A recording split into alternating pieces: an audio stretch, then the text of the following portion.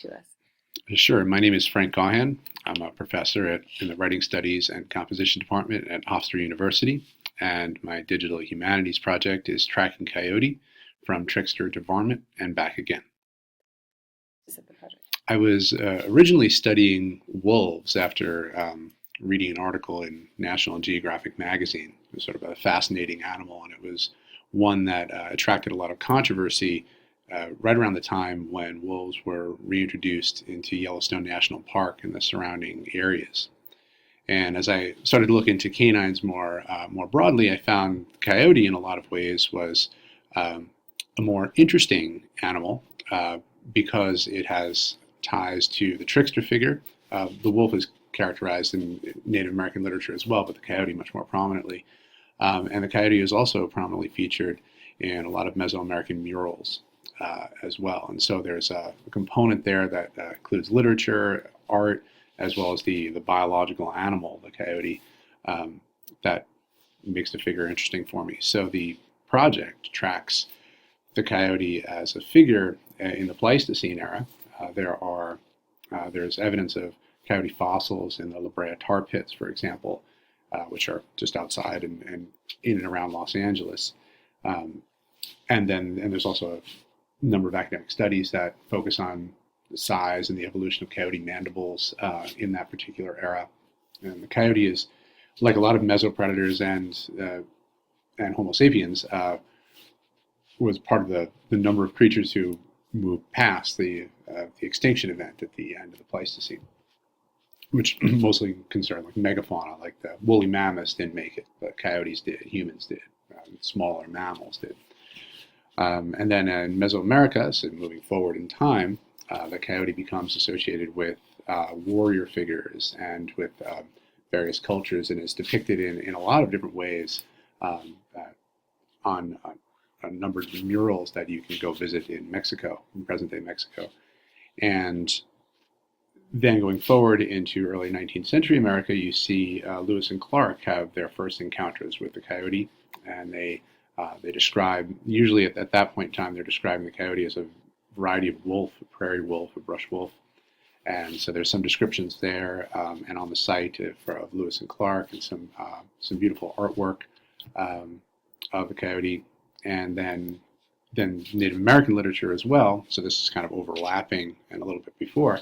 Coyote figures prominently as a trickster, and then finally in present day, you see coyote is one of the most successful mammals in North America, having found its way into every state in the United States, into Mexico, and into Canada. It's one of the few animals that have expanded its range in the late 20th and early 20th century. Most other mammals, particularly large mammals, have experienced range contractions. Coyote's versatility allows it to exist in forested areas, in suburban areas, in urban areas. So there are links to articles and coyote sightings, or there's even one recently that I put up there of a coyote who had given birth to a litter of pups on a roof in Long Island City. This is truly amazing. I mean, this sort of gets to the heart of why digital humanities are so valid, because you had this idea uh, that goes really across disciplines and across time, and it's just so much larger than where it started, right? And I think that you, I mean, I wonder if you could tell us something about why you chose to do this in a digital format. Why you are making this archive digitally. I mean, we can see that it's a sprawling sort of long-term interdisciplinary project, but why is this digital solution working so well for you? There are a number of reasons.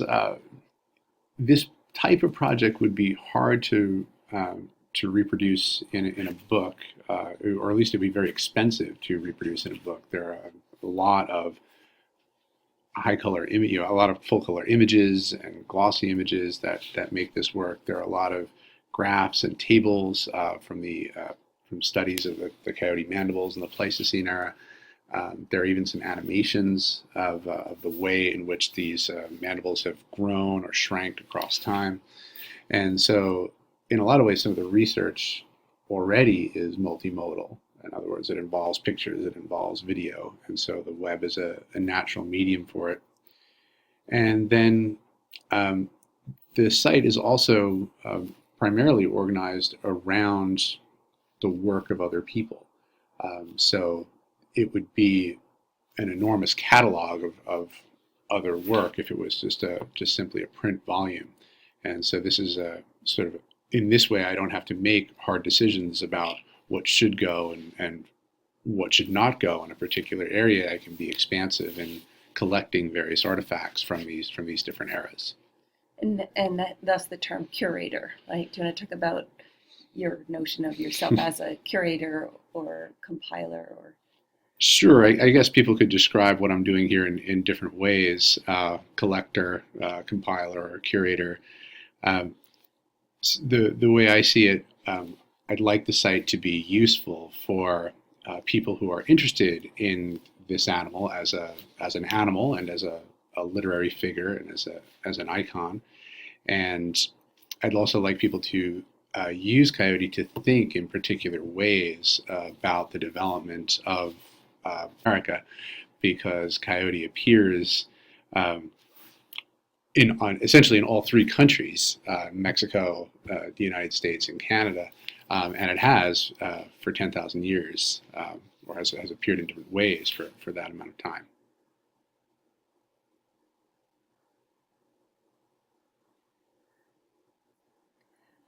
So do you want to introduce us to the site? Do you want to take us through some of the things? I know something about this first image, but maybe that would be a good. Sure. The cover image was taken by my wife, Allison Perry, and she was walking the dog, I think, in Astoria, and she came across that particular picture.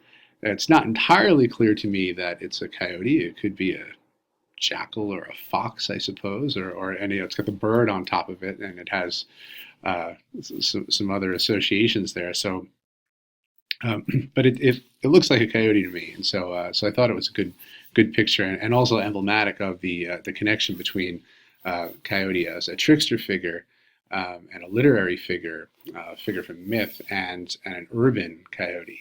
And so here you have that the kind of figurative coyote appearing in an urban environment as a piece of graffiti or urban art, and then you can see the sort of a little bit of other graffiti in the upper right hand and the upper left hand corner of the image, and so I thought that would be a good title photo for the piece. The site itself is essentially organized by chapters. I'm thinking of this particular site as a supplement to a book that I'm developing, and so I organized the post by chapters, and so there would be 5 chapters: a chapter on the place of the coyote in the Pleistocene era, the place of the coyote in the Mesoamerican era, the coyote is trickster, and the coyote's strong associations with Native American myths and tales, and then coyote is varmint. In the 19th century, you will see a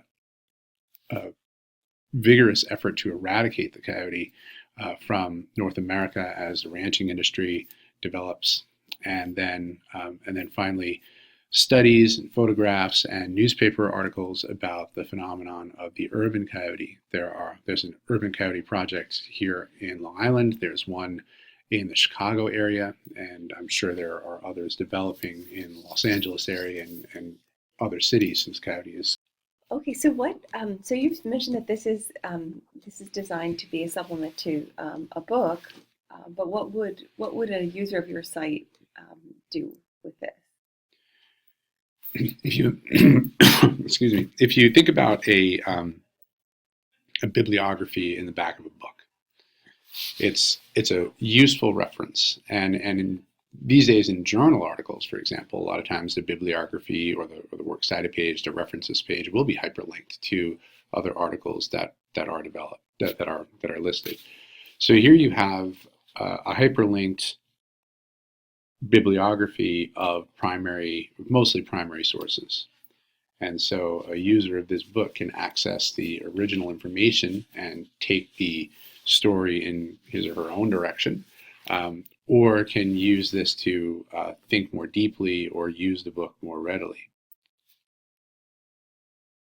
So where are these images stored? How are you housing them? These objects. Sorry. You mean other than just on the site there? You mean the actual process of getting them up there? I mean, this is like the under the hood part, so people can know that you're not just hyperlinking to stuff that's floating around, but you've actually tracked them. And in some cases, it's that. Like if there's an urban, a newspaper article about an urban coyote, for example, I'll take that link and then put a little description and then link out to the newspaper article. Particularly with more recent stuff where there would be copyright issues, that's the only way to do it. You're just sort of hyperlinking to it. For older material, such as there are some interesting pictures of a coyote with Teddy Roosevelt when he's out on a hunting trip. And so for that information, it's usually stored in places like the New York Public Library would be an example. And then if those images are in the public domain, then they can be taken and used for these purposes. And then they're just saved as GitHubs and then as JPEGs and then uploaded onto a server, and then they're linked here. So right now you'd have to know what you're looking for. The way that this is, are you planning on indexing these or having these searchable? This is another good under the hood part here. So on the right hand side, these images and artifacts and stories are all tagged in various ways. And so if you are interested, for example, in coyote pelts or images from coyote hunting, if you click on that tag, you'll be brought to a subset. So this is the coyote organized outside of the chapters. Okay. And into particular sets. So here's an image of the coyote from between 1940 and 1950, and these are a couple of coyote hunters here. This is taken from the Kansas Historical Society. Pelts are set up on their truck, and so if you're interested in that, you can navigate that way. And the same thing, and then these tags are evolving. So as I add more artifacts and think about the way that the various artifacts interact with one another, I sometimes remove tags and add tags. So these tags are set up like a cloud. So the larger tags obviously will have more posts. So coyote is art. There's a whole bunch here, particularly because coyote was so important in Mesoamerican art, but also coyote figures into different contemporary art as well, and into art in the 19th century. And so here is a still image of coyote as kind of a trickster figure here, but it's from a Western American standpoint. So it's sort of like an image of a sort of playful coyote. And it's really important that these tags evolve as you pointed out. It shows the way that this project can expand and contract. I could imagine that right now you have, as you say, visual art here, but you could also, let's say, a musician starts singing about coyote as they become more prevalent in urban cultures. You can imagine that there'll be some kind of inclusion of that trickster in music. Then you might have something else. I mean, I don't know if there's a tag for music, but it's conceivable, right? There isn't, but there are a lot of coyote songs. I haven't I haven't added any of those up here, but yeah, you could certainly do it that way. Right, and so that, I think that also shows sort of the richness of a digital project, right? That kind of that mutability, which is necessary when you are making all kinds of collections. Right? And the ease with which you can integrate music, image, text, interviews. That's sort of the next step that we were talking about a little while ago. This project is challenging in a lot of ways, not least of which because it spans a number of different disciplines and a number of different areas of expertise. And so for that aspect of it, I'm relying on interviews that are forthcoming. There are experts in the Pleistocene coyote, just as there are experts in Mesoamerican art. And I'd like to work with them as they look at the site and walk through the site in these particular chapters and get their feedback and commentary, organized in interviews much like this one, so we can add that kind of content. Here's a sketch of the coyote skull from the La Brea tar pits. And so the coyote mandible that you see here, as it turns out, changes over time. As it's not like an extinction event at the end of the Pleistocene era happens in 5 years. It happens over the course of 1,000 years and more. And the coyotes grow and shrink in response to various climate pressures and various other environmental pressures in terms of the availability of food and whatnot. And so there are people who have extracted these fossil remains and studied them and carbon dated them, and so they can come up with graphs and other arguments about the way that the coyote adjusted to changing environmental conditions 10,000 years ago. And then in Mesoamerican art, I'll see if I can give you a good example here. So here's kind of a famous one. This is probably one of the more famous artifacts. This is, as you can see, it's a man emerging from the maw of a coyote. And it's associated with a lot of different sort of traditions in Mesoamerican art. The coyote is oftentimes attached to martial traditions. There are icons of the coyote dressed in a warrior's garb and lined up in processions. And we can imagine that the coyote's cunning and its tenaciousness were valued characteristics for warriors at this time. And so here would be an example not only of the iconography of coyote, but also an example of pottery. This is a plumbate pottery, which has its own set of experts and own people who think about the way that this type of pottery was and related to other types of pottery, and then in turn related to trade networks in Mesoamerica. And so that's an area, it's a whole vast area of expertise and scholarship. And so I'd like to understand more about that time period and also get the perspective through interviews of different scholars in that area. Coyote as Trickster draws from anthropology, and this is actually where the project started. It's kind of my interest in some of these narratives. And so Coyote as eye juggler is a widely dispersed myth. In other words, you'll find this myth in Native American cultures all over North America. In a nutshell, the story is the coyote encounters another creature, usually birds, and coyote asks, and that the birds are juggling their eyes, and coyote asks if he can learn the trick. They don't want to show him the trick. He pesters them. They eventually do, but they give him some kind of warning. Don't do this in your trees, for example. You can't juggle your eyes in your trees, or they get caught up there. And then of course, coyote doesn't listen, and then he loses his eyes in one way or another. And sometimes his eyes are then replaced by the pitch from a pine tree, and that's why the eyes are yellow. That's why the coyote's eyes are sometimes yellow. So the myth goes in different directions, but there are a number of different iterations of Coyote as eye juggler. And so what does that mean, though? Not to be warned and not to heed, or to be changed, or to lose her eyes. Right. What is it? So why? I always think of a myth as having some kind of a purpose, or some kind of formative influence on a culture. Say something about or teach the culture. What does it mean? It's really hard to say what it means when you're detached from the culture. These are oral traditions in which the myth is being told. I can give you some of my interpretations. In other words, the coyote is taught something, and then he doesn't listen to his teachers.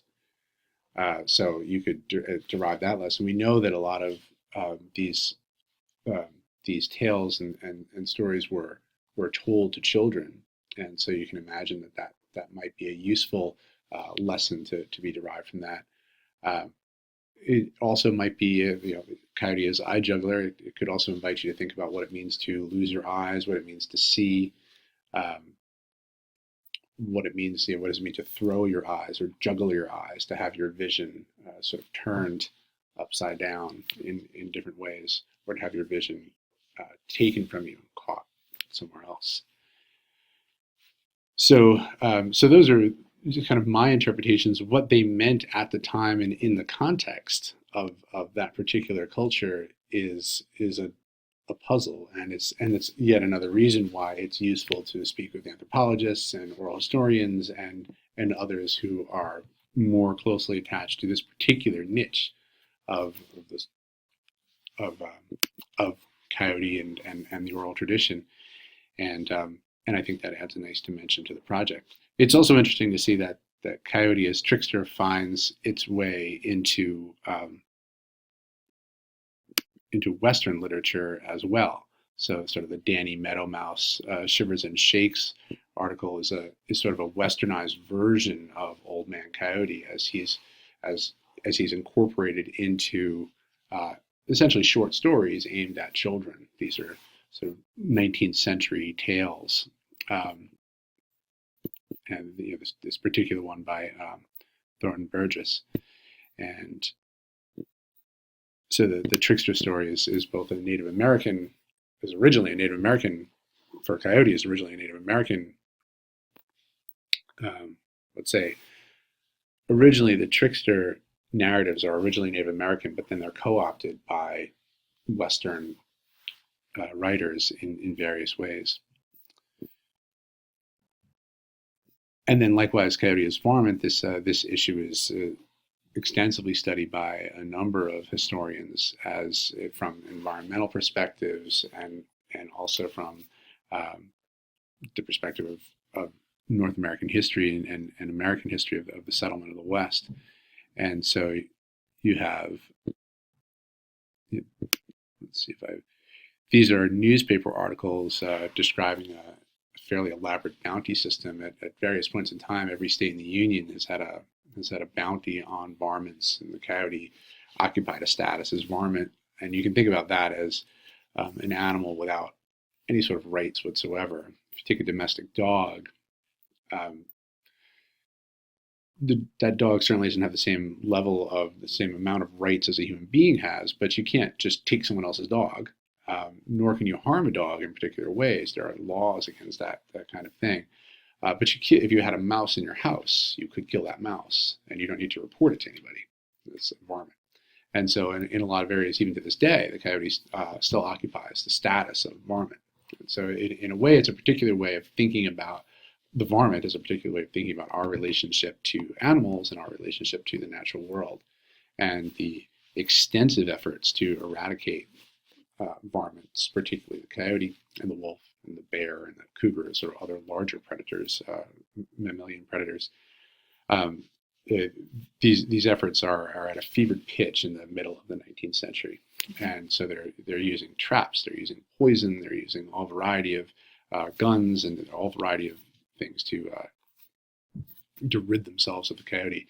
And then, of course, the part of the story that I like about this, from trickster to varmint and back again, is that the efforts are wildly unsuccessful. The coyote is everywhere now, where it was formerly limited to particular areas. Try to collapse this. Okay. I don't think it does go into a printed text. Wouldn't a printed text flatten this? This is web native. There's no other way to work with these materials except on the web. I don't think it would be useful. But what this material does do, I thought about it before as kind of hyperlinked bibliography. What the material does do is allow you to think about coyote in a particular way and connect coyote to a particular narrative. And that story has a beginning, a middle, and not necessarily an end, but we do arrive at a particular point in time here in the present. And it involves an extinction event for large mammals, woolly mammoth, saber-toothed tiger, and the coyote's survival from that. And in a lot of ways, there's a connection between the coyote and human beings. Not that they were partners in the Pleistocene era, but there are fossil remains of La Brea woman, just as there are fossil remains of coyote in the La Brea tar pits. And so we're together in North America at this particular time and fossilized together. And then as cultures develop and and as nation states develop in North America, coyote moves through that particular development, sometimes as a revered figure. In the case of Mesoamerican cultures, the coyote is a warrior icon. Sometimes as the trickster by nature is difficult to categorize, so we can say then as a trickster figure, he's a figure who operates outside of our culture, but while at the same time influencing our culture, sometimes for good and sometimes for ill. Coyote at points brings fire to human beings in these narratives, and at other points acts maliciously in local contexts. He's a sexual predator in many of the stories, for example. And then the coyote turns from this description, from these descriptions, into a varmint, into something simply to be eradicated because it's in the way of a particular kind of development, mostly in this case ranching. And then lastly, in urban settings, the coyote has a different character. At times, the coyote is a source of panic. It's killing cats, and it's terrorizing a neighborhood, and there will be reports of a person walking his or her dog and then having a scary encounter with a coyote. And you can imagine how that might be a bit scary.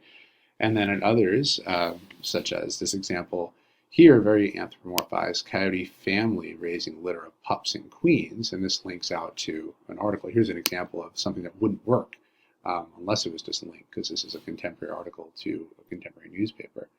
And so here we see the coyote as one who's, he's cute. He's sort of lying there looking at you. And the family raising a litter. So you have a sense of domesticity in those types of stories. And then in addition to that, coyote is also an object of academic study in urban areas. So here's use of camera traps to examine mesopredator release in fragmented Midwestern landscape. And so you're looking at the coyote as it relates to domestic dogs, gray foxes, bobcats, striped skunks, and how they interact with other medium-sized predators in their environment. You talked earlier about how your reading spurred your interest in wolves, which led to coyotes, and this has captured your imagination in a particular way. Do you think of the coyote then as analogous to human beings, or you've used the word partner, or do you think that there are some there? Do you assign human traits to coyote that are traceable, or teach something about the psychology of what a human? I don't really know what I'm asking, but I sort of want to close this out with your take us a moment where you could just say why this is why just that little marquee moment there. Sure. Why coyote? I guess one more time. If we think about Coyote Head, I think that might be the easiest way to think about this. Coyotes and human beings are not partners. In many instances, they're competitors or uneasy cohabitants. And that's the case in suburban environments and in urban environments.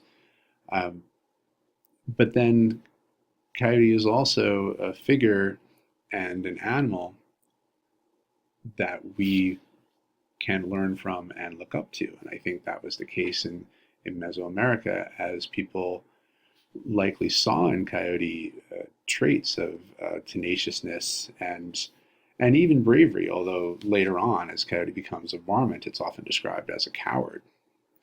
But the coyote is depicted in Mesoamerica as a warrior, and so you're not going to attach warrior connotations to a figure that you view as cowardly. So in a lot of ways, the coyote becomes the figure that the culture wants or needs it to become. But no matter what, there's always a coyote around one way or another, from the Pleistocene era all the way to the present, and I find that kind of fascinating.